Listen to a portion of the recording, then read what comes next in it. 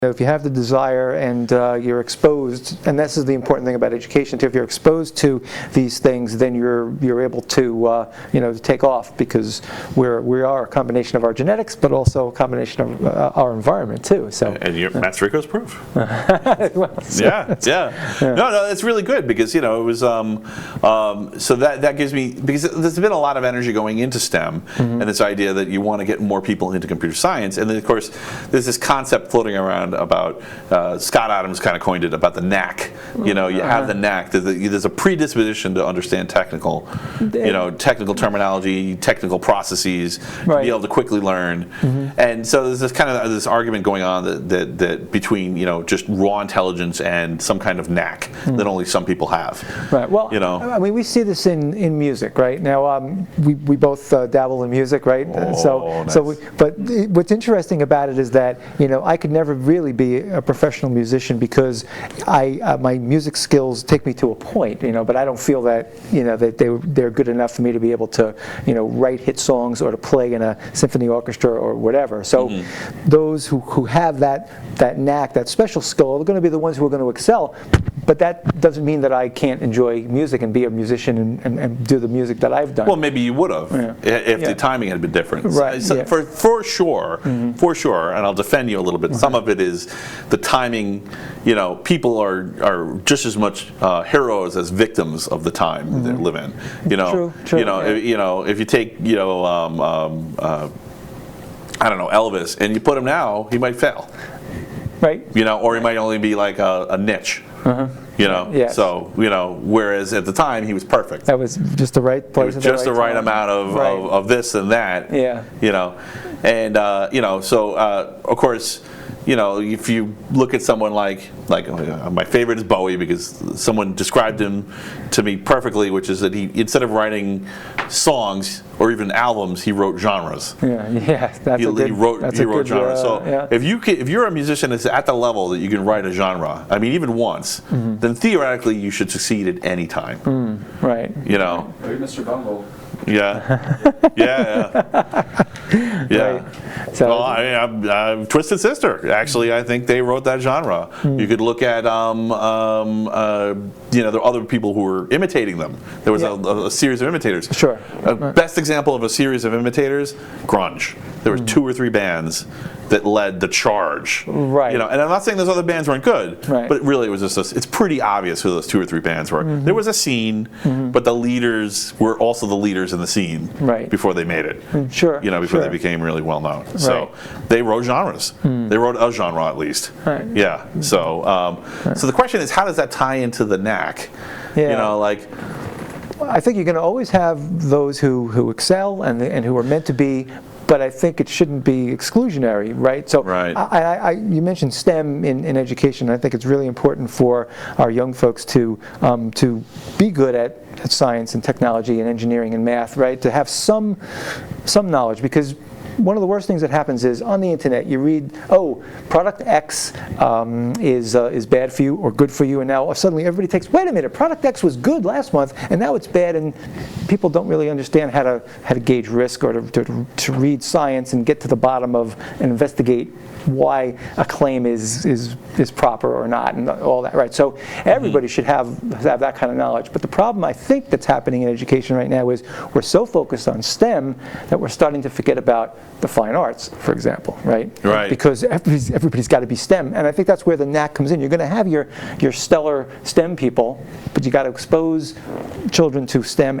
and to the arts. It's so dumb and so obvious that this is happening. It makes me the conspiracy theory corner of my brain lights up. It goes, can they really be this dumb that they don't see how this is a problem, right? I mean, because language forms thinking, right? And like having an alpha reading left to right, right, or reading right to left affects the way you think.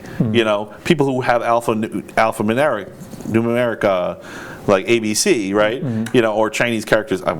I'm just going to make something up. I don't know what this says. This is not real Chinese. It's probably dirty, but you have strokes and dots, Right. and like that. Oh God, who knows what that is? But Ooh, that's a bad word, folks. I'm sorry if that says something offensive, but this, to when I see that, it's so. And this is not my idea. This is Neil Stephenson's idea, or maybe even before him there was someone. But it's so obviously a circuit board.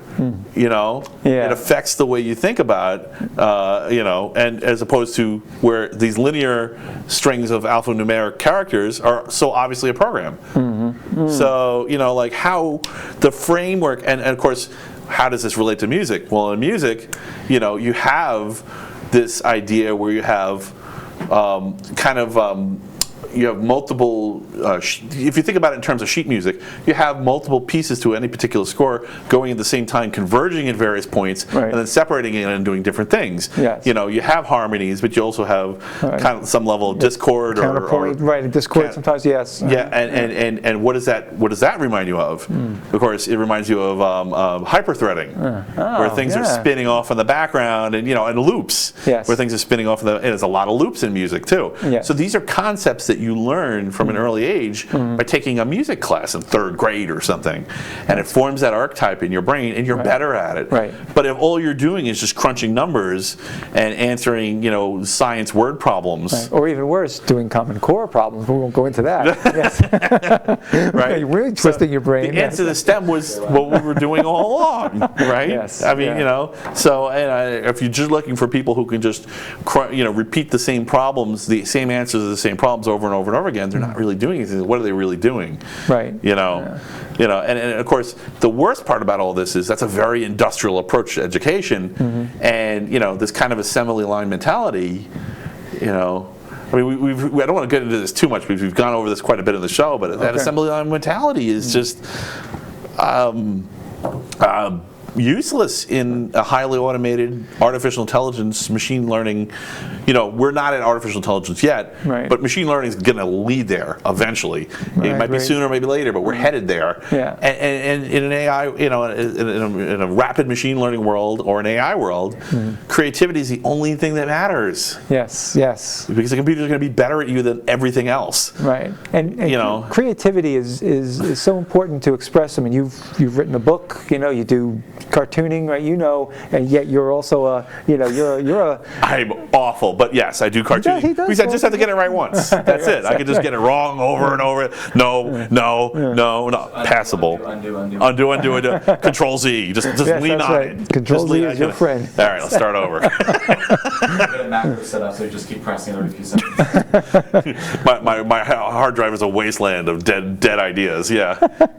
But I mean, humans are meant to be creative. Everybody's got some kind of creative spark in something or other, and I think we have to foster that more. In spite of the pressure to do otherwise. What we want to call it, technology. I wish we could alleviate the pressure. I really do, because so here's something controversial. I mean, and it sounds like it's true for you too. The biggest things I've accomplished in my life were things that no one told me to do. People may have even told me not to do, or not any kind of officially blessed activity. I've succeeded because I rebel and I'm stepping away from whatever the norm is. And I think Linux is very much like that. And I think one of the reasons Linux was just screaming in the early days of Linux is because all these people are like, finally, I have someplace to express myself. And also, if you like the underdog, again, being a Mets fan, underdog, I'm used to that my whole life. But they would just implode into a fireball if they weren't the underdogs. But I think that's very true. I remember that spirit of Linux as in those early years. And you were like, man, we're catching on to something, but there was something very creative about it. I mean, I think open source in general lends itself to a lot of creativity, just in its model. But I think we can't stifle creativity in wherever we are, even in science. Well, so good. Now I think